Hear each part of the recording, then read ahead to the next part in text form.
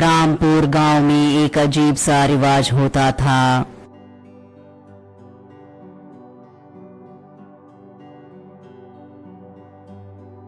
वो शादी करता है तो दूल्हा और दुल्हन दोनों अगले ही दिन गांव के बाहर रहने वाली भूतों के मंदिर जाकर उस दुल्हन के गले से पीले धागे को हल्दी कुमकुम के साथ उस मंदिर के सामने वाले स्तंभ को बांधना होता है।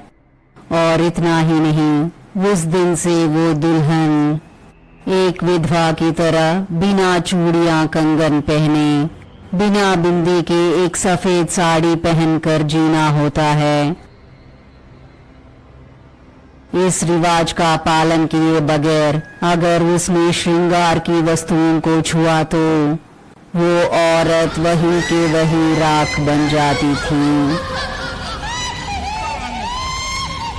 इस रिवाज के साथ साथ इस गांव में एक और रिवाज भी था, और वो रिवाज था जिसमें गर्भवती स्त्रियों को उस मंदिर के आसपास हर हाल में नहीं आनी चाहिए।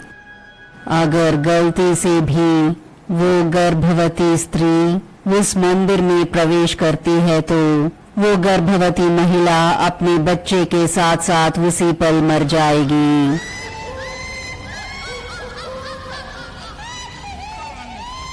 उस गांव में हर पूनम के रात गांव वाले सभी एक पूजा करके उस मंदिर के पास समावेश होते थे।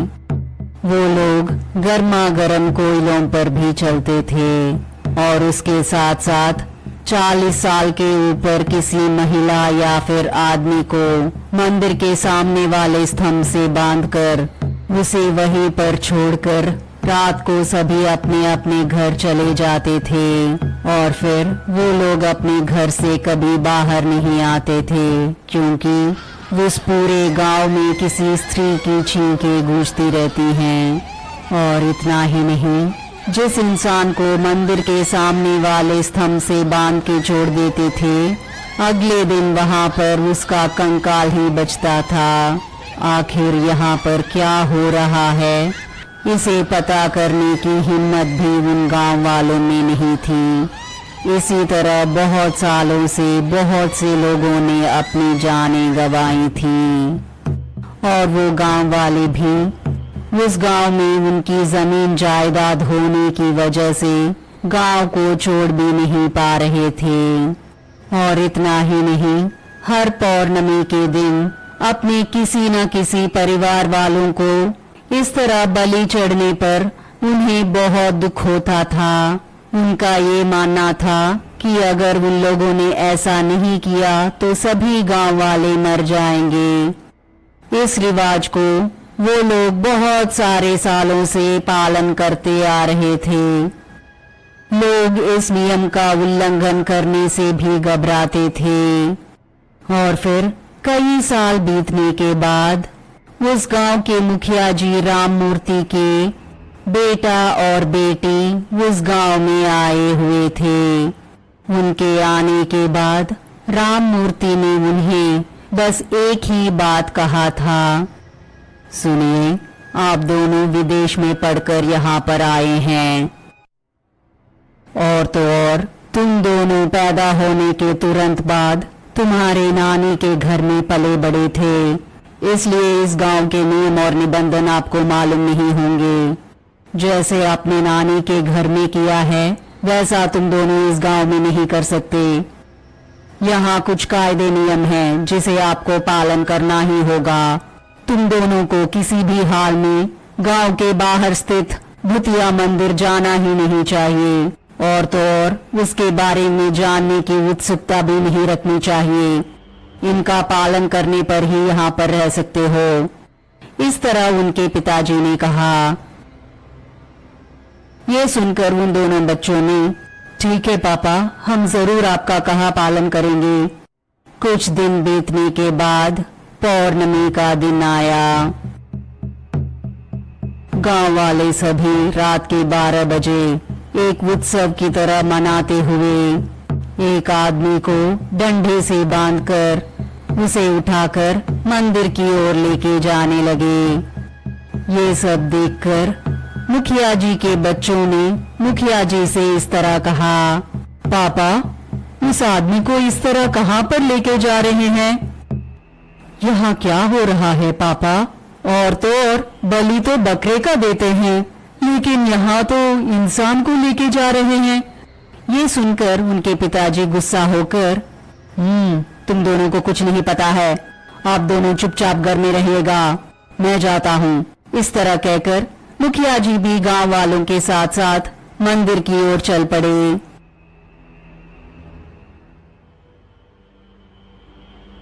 इस रहस्य को जानने की उत्सुकता से उन दोनों ने भेष बदलकर अपने पिताजी का चोरी छुपे पीछा किया। कुछ देर बाद वो सभी गांव के बाहर वाले भूतिया मंदिर के पास आ पहुंचे।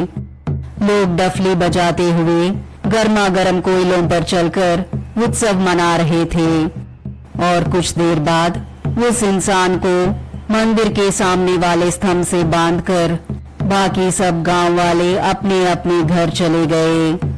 लेकिन मुखिया जी के दोनों बच्चे वहां क्या हो रहा है इस रहस्य को जानने की उत्सुकता से वो दोनों मंदिर के पीछे छिपकर बैठे हुए थे।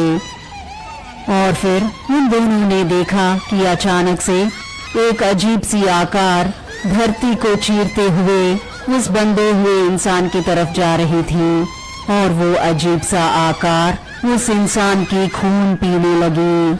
और इतना ही नहीं, उस इंसान का शरीर उन दोनों के ही आंखों के सामने एक कंकाल बन गया और फिर वो आकार वहां से गायब हो गया।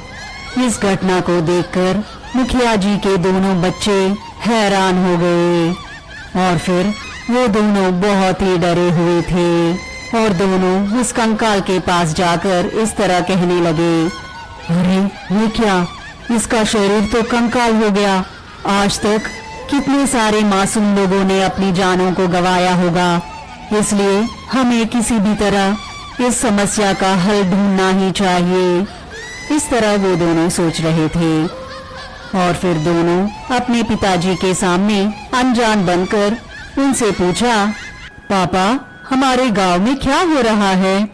और रात के समय एक इंसान को डंडे से बांधकर एक उत्सव की तरह मनाते हुए उस मंदिर के पास जाकर क्या कर रहे हैं? और फिर ये सब हमारे गांव में कितने सालों से होता आ रहा है? बेचारे बहुत से लोग मर गए होंगे ना? उन लोगों को देखकर मुझे बहुत दया आ रही है। पापा, आज से आप इस गांव में मत रहिएगा। ऐसी खतरनाक जगह पर आपका रहना हमें अच्छा नहीं लगता और तो और हमें यहाँ की कोई जमीन जायदाद नहीं चाहिए। आप हमारे साथ आ जाइए पापा, आप ऐसे खतरनाक गांव में मत रहिए और आपके साथ साथ हम इन गांव वालों को भी लेके जाते हैं, तरह उन दोनों बच्चों ने कहा।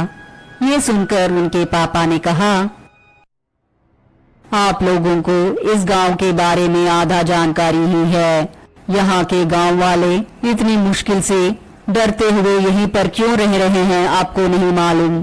वो लोग उनके दादा और परदादा के मेहनत से कमाई हुई जमीन जायदाद और घर सब कुछ यहीं पर है और उसके साथ साथ उन लोगों की बहुत ही मूल्यवान और अत्यंत पुरातन संपत्ति भी यहीं पर है। एक समय पर ये गांव बहुत प्रसिद्ध हुआ करता था। हमारे गांव के बाहर स्थित वो मंदिर भी बहुत प्रसिद्ध हुआ करता था। उसकी विशिष्टता शब्दों में बयान नहीं कर सकते। मैंने इतने सालों से इसके बारे में तुम दोनों को इसलिए नहीं बताया क्योंकि तुम लोगों की उम्र बहुत छोटी थी, लेकिन अब तुम दोनों इस तरह मुझे पूछ रहे हैं तो हमारे गांव की विशिष्टता और गांव के बाहर स्थित उस मंदिर के बारे में भी और उसके साथ साथ हर पौर्णमी के रात होने वाली उस नर बलि के बारे में भी तुम लोगों को बताना होगा। लेकिन इसके बारे में तुम लोगों को किसी और को नहीं बताना चाहिए क्योंकि इस रहस्य के बारे में जानने वाले इस गांव में मेरे अलावा सिर्फ 3 और लोग ही हैं, लेकिन उन तीनों में से एक उस नर बलि में मारा गया और अब सिर्फ मैं और एक और व्यक्ति ही बचे हुए हैं। आप लोग किसी भी हाल में किसी और को नहीं बताएंगे, ऐसा वादा करने पर ही मैं तुम दोनों को इस गांव की रहस्य बताऊंगा। इस तरह उनके पिताजी ने उनसे कहा। मुखिया जी के बच्चों ने उन्हें उस गांव के रहस्य के बारे में बताने के लिए बहुत जिद किया। इसलिए मजबूर होकर रामैया ने अपने बच्चों को उस गांव के रहस्य के बारे में बताने लगे। सुनिए बच्चों, हमारा गांव का रहस्य बहुत ही भयानक रहस्य है और इस रहस्य को आप किसी और को कभी मत बताना। तुम लोग ध्यान से सुनना। बहुत साल पहले हमारे गांव का मंदिर बहुत पवित्र हुआ करता था। वहां आने वाले की सभी मुरादें ज़रूर पूरी होती थी। लोग उस भगवान को बहुत मानते थे और इतना ही नहीं, हर पूनम के रात मंदिर पर पड़ने वाली उस चंद्रमा की किरणों को लोग भगवान मानते थे। इस तरह हमारे गांव वालों के साथ साथ आसपास के गांव वाले भी मानते थे। वो इसलिए क्योंकि उस चंद्रमा की किरणें सिर्फ मंदिर के ऊपर ही गिरती थी। वो नज़ारा दिखने में बहुत सुंदर हुआ करता था और उन किरणों को साक्षात भगवान के स्वरूप हैं, ऐसा सब लोगों का मानना था।